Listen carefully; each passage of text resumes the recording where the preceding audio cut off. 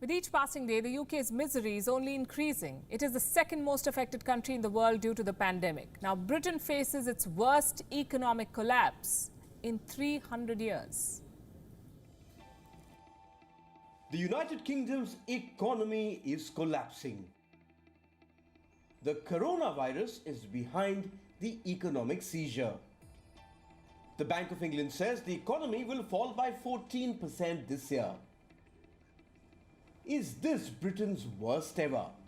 What does history say?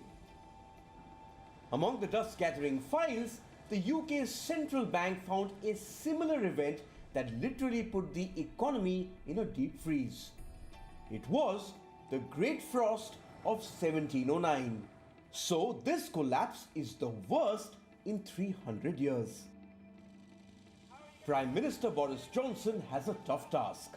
His country is the second most affected in the world, over 200,000 cases and 30,000 deaths. No wonder the newly elected leader of the opposition, Keir Starmer, questioned the PM with utter perplexity. So can the Prime Minister tell us how on earth did it come to this? On top of this, the UK government is planning to ease the lockdown restrictions next week. But companies say reopening will be difficult. A survey of 800 companies found this. Only about half would be able to operate at full capacity under social distancing rules. So why is Johnson rushing to open up the economy? The answer lies with this man. Chancellor of the Exchequer, Rishi Sunak.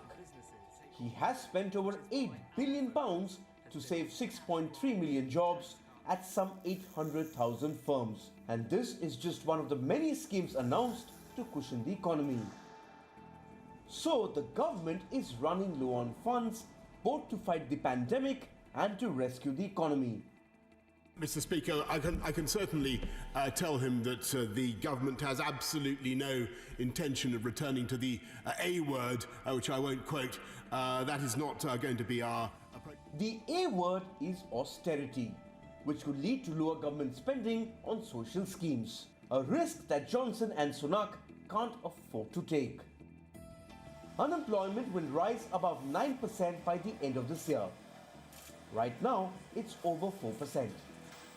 Inflation could drop to zero next year. As of now, it remains below 2%. That's due to the fall in consumer spending by 30% in recent weeks. This is bad for business. Interest rates are at a record low of 0.1%. But British firms are in no position to take more loans. Three sectors are the worst hit: aviation, steel and auto. Their combined output is set to fall by 55%. The aviation industry was among the first to ask for a government bailout. The steelmakers warn of a cash flow crisis. Car sales have declined to the lowest levels since 1946. But all is not lost, says the British Central Bank. The recovery could be much stronger than in the post-financial crisis period. But Johnson and Sunak will have to do more to combat the historic economic collapse. Bureau Report, WION, World is One.